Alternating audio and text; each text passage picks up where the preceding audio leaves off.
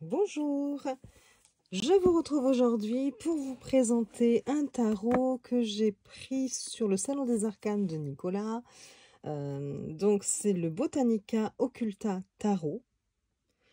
Je vois qu'il y a écrit Dark Cinevir. Donc voilà, il y a 78 cartes plus 2 cartes supplémentaires. Derrière la boîte, on vous dit la force vitale qui circule dans les herbes et les arbres constitue une partie importante de la nature. Je vous mets plus près, mais c'est en anglais. Cette force se joint à la force de vie d'une personne et si elle la contrôle avec sa volonté, elle est capable de transformer le monde et de l'expliquer. Le pouvoir caché des plantes, leur symbolisme et leurs propriétés aident à réaliser le passé, le présent et le futur. La carte... attendez. Non, c'est pas ça. Okay. Chaque carte a son propre monde unique, plein de secrets et de magie. Le jeu est une sorte d'ouvrage de référence sur les plantes. Comme de vraies images dessinées et légendes brièvement décrites, vous pourrez en apprendre davantage sur vous-même et sur le monde qui vous entoure. Plongez dans le monde des fleurs avec Botanica Occulta. Voilà.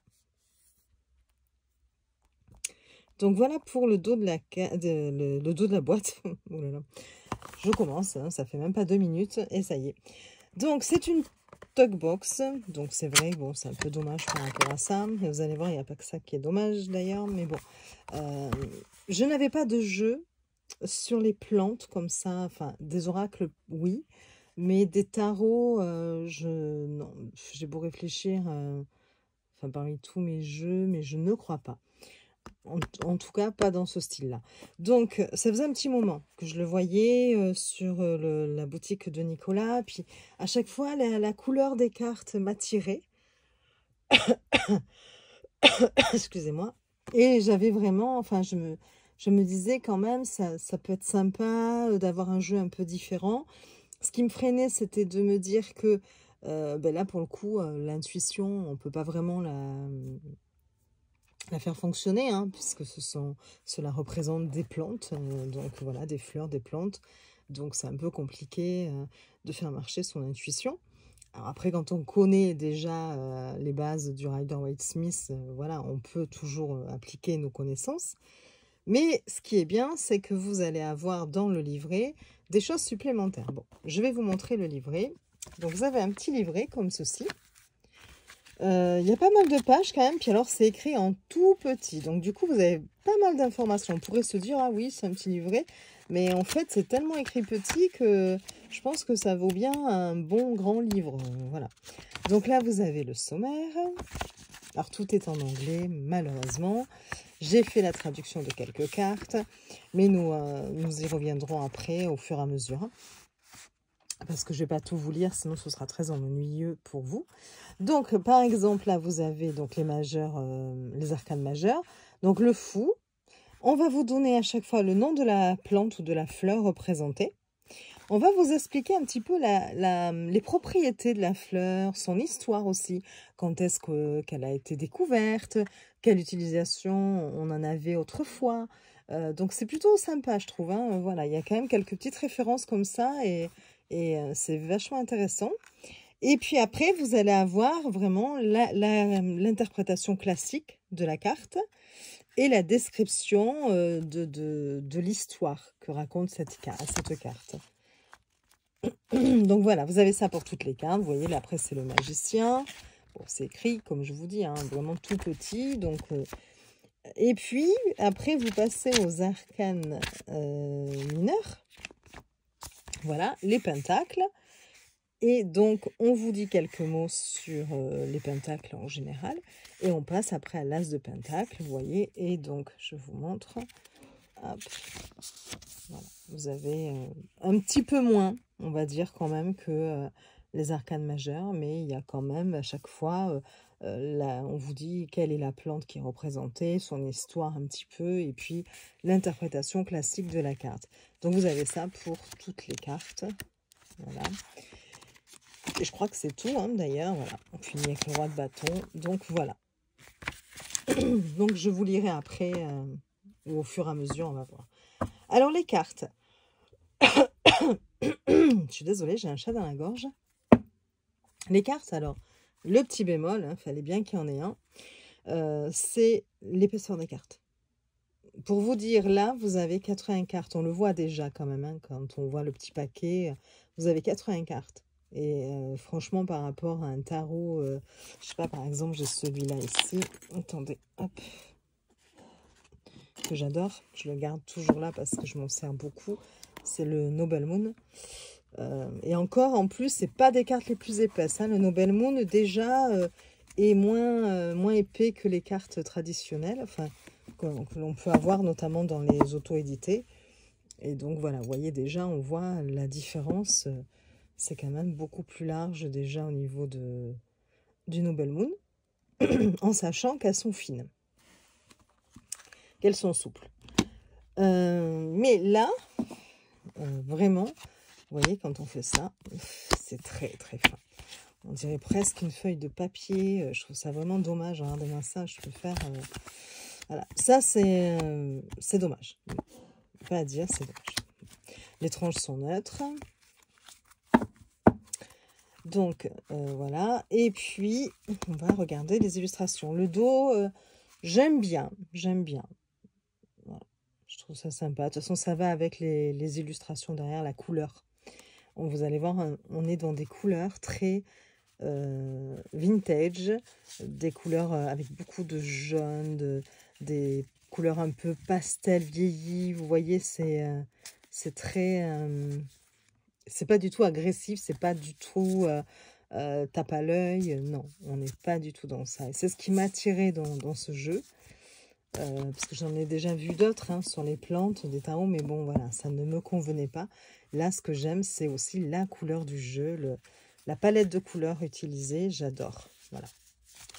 Donc, je vous montre tout de suite. Alors, c'est sûr que je ne vais pas m'éterniser sur les cartes parce que de toute façon, il n'y a pas réellement d'intérêt pour vous. Ce sont des plantes. Je vais juste les passer comme ça rapidement et vous en lire 2 ou 3, histoire de vous montrer. D'abord, les 2 cartes supplémentaires. Vous avez le Paladin. Je ne sais pas si ça se dit comme ça, d'ailleurs. Et le Destin. La carte de la destinée du destin. Donc voilà, ça ce sont les 2 cartes supplémentaires. À chaque fois en dessous, vous avez le nom de la plante représentée. Voilà, là aussi, hein, à chaque fois. Elles sont brillantes. Oui, on voit les lampes en dessus. Et donc, si je vous lis par exemple... Hop, attendez, je vais reprendre la traduction. Parce que j'avais quand même envie de vous montrer ce que cela disait. Par exemple, le Paladin, hop, je vais agrandir parce que je ne vois plus rien. Voilà, on va commencer par le Paladin. Donc, vous voyez. Et on vous dit que la fleur, c'est la papillonnante Miss Joachim, signifiant orchidée de longue durée. Élevée par la jardinière anglaise et singapourienne Agnès Joachim, d'où son nom, la papillonnante Miss Joachim.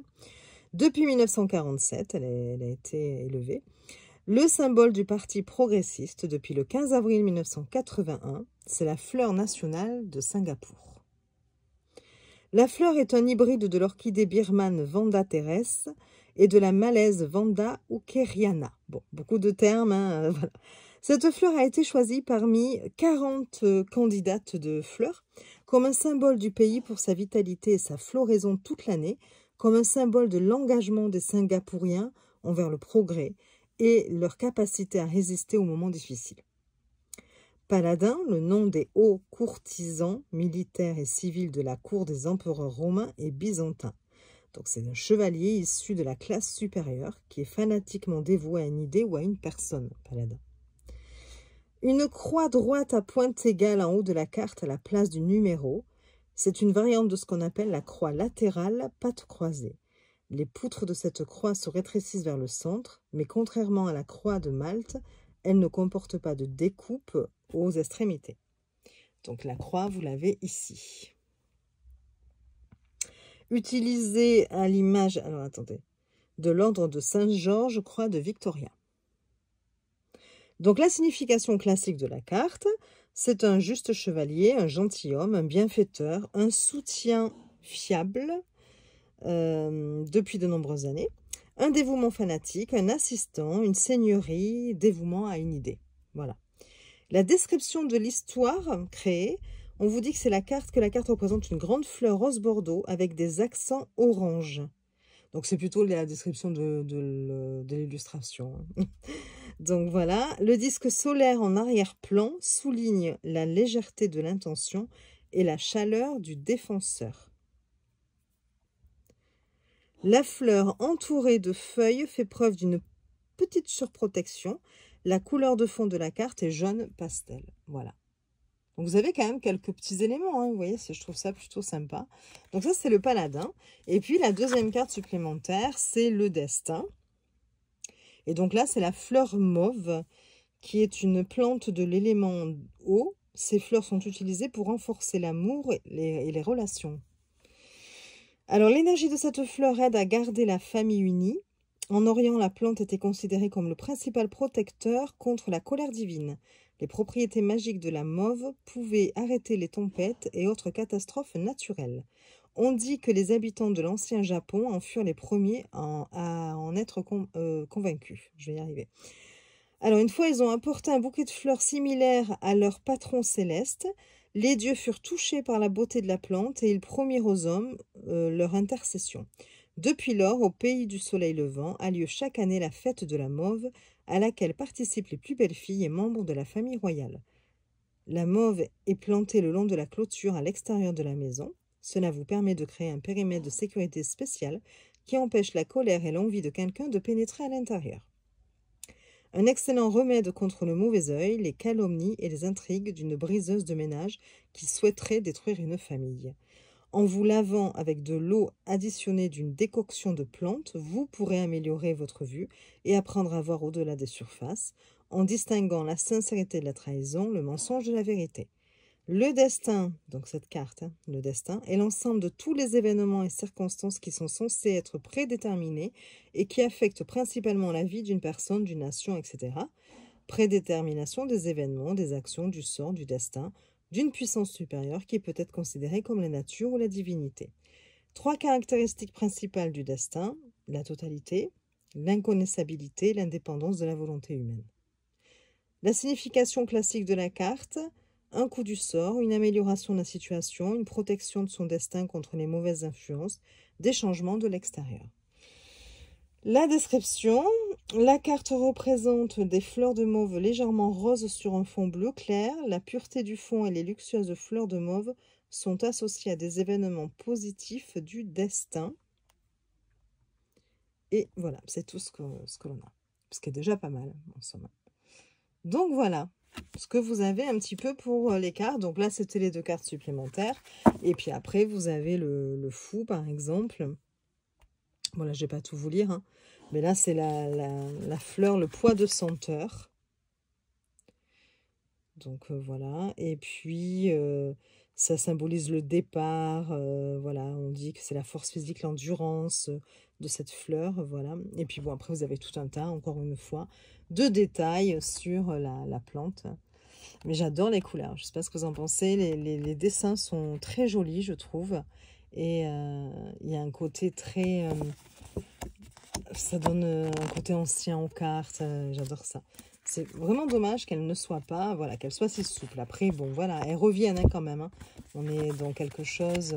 Parce que des fois, vous avez des cartes... voilà, elle revient quand même. Bon, c'est pas... Donc là, vous avez le magicien. Et donc, à chaque fois, le nom de la fleur en dessous. Donc, je vais les passer rapidement. La grande prêtresse, l'impératrice, l'empereur. Et moi, je les trouve magnifiques. Le hiérophante. Les amoureux. L'Adonis et la rose. J'appelle ça. Le chariot. La force. L'ermite. La roue de fortune. Je crois que c'est un trèfle. Hein. Ouais, c'est un trèfle. La justice. Le pendu.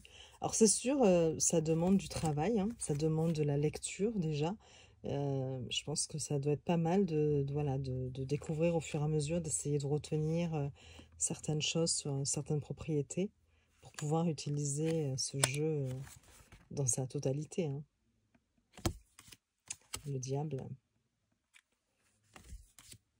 La tour, j'adore la... Je sais plus ce que c'est la tour. J'avais regardé du coup parce que c'était un peu une de mes cartes préférées là. The Wolf's Bane, le bain de loup, le bain du loup, je sais pas. C'est l'anémone, fleur de sorcière, chaussure de sorcière. Donc les propriétés toxiques de cette plante sont connues depuis l'Antiquité. Tout est toxique, les racines, les feuilles, les fleurs et même l'odeur. Ceci a été habilement utilisé depuis l'Antiquité. Les chasseurs frottaient les flèches et empoisonnaient les appâts ajoutés à l'eau potable lorsque l'ennemi attaquait. La plante est toxique à cause des alcaloïdes, principalement l'aconitine, qui affecte le système nerveux central, provoquant des convulsions et une paralysie du centre respiratoire. La toxicité de la plante dépend de l'aire de répartition, du sol, du climat et de l'âge. C'est sous les latitudes méridionales qu'elle est la plus toxique, la plante. La fleur est de forme irrégulière, plutôt grande, constituée de 5 pétales, dont le supérieur est plus grand et convexe, en forme de calotte large ou étroite. Sous ce capuchon se cachent deux petits pétales nectaires. La signification: crise, événement irréversible, destruction de plans, épreuve de force, fondation et tradition détruite, acte irréversible, douleur de l'accouchement, explosion, accident, catastrophe, destruction, guerre, douleur, crise spirituelle, transformation du spirituel en matériel, pauvreté, patati patata. Bon voilà, c'était juste voilà, pour vous montrer. Et vous en avez encore, vous avez encore du texte. L'étoile. Qu'est-ce qu'elles sont jolies. La lune. Le soleil. Donc là, on a un tournesol, évidemment. Le jugement, je crois que c'est un coquelicot, hein. Le monde. Et après, on passe aux épées. Donc, l'as d'épée. Le 2 d'épée. Alors, évidemment, hein, c'est ce que je vous disais, il n'y a pas de scène de vie, hein, vu que le 3 d'épée. On reconnaît ici quand même, hein, ça reprend le Rider-Waite-Smith, là, notamment sur celle-ci, on voit bien le cœur qui est transpercé. Bon. Mais, voilà, pour beaucoup, c'est quand même plus compliqué de faire marcher son intuition. 4 d'épée. Pour les débutants, je ne conseille pas, évidemment. 5 d'épée. 6 d'épée. Je trouve ça super bien fait, avec le bateau comme ça.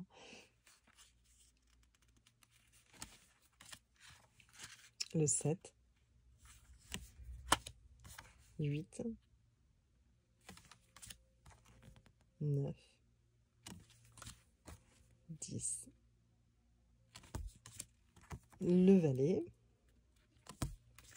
Le cavalier. Alors quand même, on a un petit indice là, hein, avec cette armure. La reine. Et le roi. J'aime beaucoup, voilà, les taches de couleur comme ça. Ouais, c'est vraiment joli. Alors, les pentacles, donc l'as, le 2, le 3, 4, très joli, 5, 6, 7, le 8, le 9, on retrouve l'oiseau, hein, du Rider-Waite-Smith, le 10, le valet, le cavalier, la reine et le roi. Les bâtons, donc l'as, le 2, le 3, le 4, le 5, 6, 7. C'est vrai qu'elles sont fines, mais on sent quand même qu'elles sont solides. Hein. 8, je le vois là quand je les attrape. C'est vrai que le 9, 10, le valet, le cavalier, la reine. Oups, faut que j'aille trop près quand même. Et le roi. Et enfin, les coupes. L'as de coupe, le 2, le 3, 4, 5, 6, 7, 8,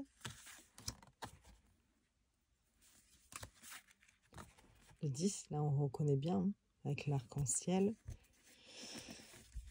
Après, vous avez le valet, le cavalier, la reine, et enfin le roi. Voilà.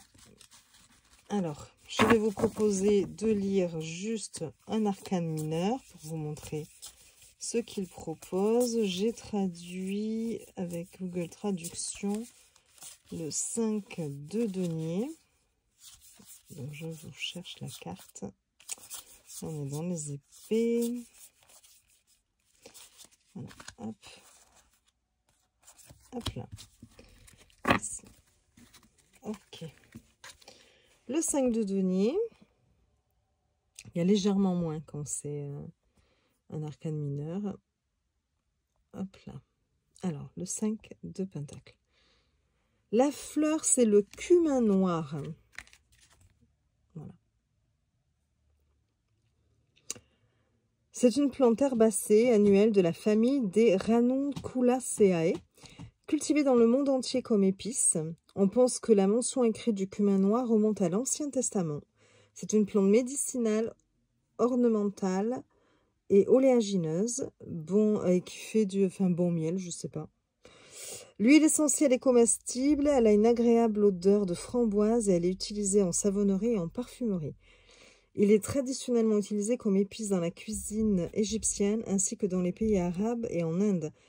Il possède une longue histoire dans la médecine islamique pour ses nombreuses propriétés antiseptiques, stimulantes et diurétiques. Selon le prophète Mahomet, il appelait justement à utiliser le cumin noir pour guérir tout sauf la mort. Signification classique donc de la carte, c'est la détérioration du bien-être, le besoin, la pauvreté, les pertes matérielles, la pauvreté physique et morale, ne pas avoir de coup de main, d'aide, de soutien, tout perdre, les dépenses, les difficultés matérielles passagères, le manque de bonne santé et de bien-être. La description de la carte, elle représente une composition de 5 fleurs bleues claires du cumin noir. Au centre de chaque fleur se trouve un petit pentacle. Le fond de la carte est sale et sablonneux, associé à toutes sortes de difficultés. Voilà. Voilà, c'était pour vous montrer un petit peu ce que cela disait aussi pour les arcanes mineurs au niveau du livret. Donc voilà, je ne sais pas ce que vous pensez de ce jeu. Est-ce que vous êtes tenté? Alors je sais que ça peut rebuter pas mal de ne pas avoir de réelle illustration de scènes de vie sur les arcanes mineurs. Puis alors là, pour le coup, même sur les arcanes majeures. Hein. Il faut aimer les plantes. Et moi, j'adore les couleurs. Et puis, je trouve que vraiment, ça change. Il a l'air super intéressant. Puis le livret a l'air plutôt bien fait quand même. Hein. Voilà. Je vous remontre le dos. Il glisse très bien, le jeu. Voilà. Eh bien, écoutez, j'espère que cette vidéo vous aura plu. Je vous souhaite une bonne journée et je vous fais des bisous. À bientôt.